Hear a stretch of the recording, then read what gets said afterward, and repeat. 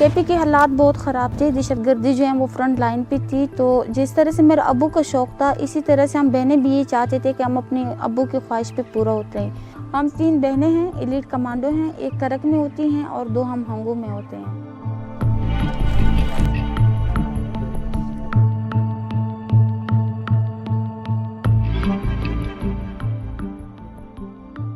ये बात तो आम जो मशहूर है कि ख़वातीन जो है ना कमज़ोर होती हैं, लेकिन माशाल्लाह जो हमारे ये लेडीज़, चूँकि ये तो एक वॉलंटियर कोर्स है, वॉलंटियर आने के बाद इन्होंने साबित किया कि ये हर लिहाज से मेल के बराबर काम कर सकती है, बल्कि किया है उन्होंने।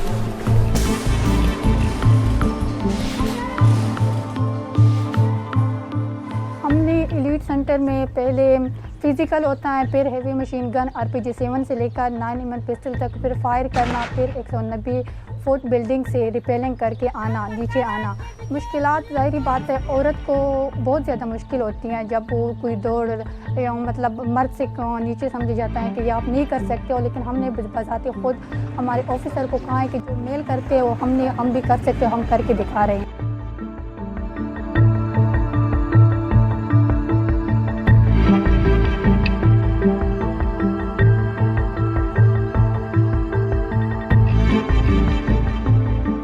एलीट कमांडो लेडी जो है, इनका बहुत ही रोल है, क्योंकि इतनी दहशतगर्दी के बावजूद भी इन लोगों ने नौकरियां नहीं छोड़ी, हमारे साथ शाना बशाना काम किए हैं। हमने पुलिस आने का सोचा तो हमारे मतलब जो करीबी रिश्तेदार थे उन सब ने हमसे ताल्लुक़ जो है ख़त्म कर लिया।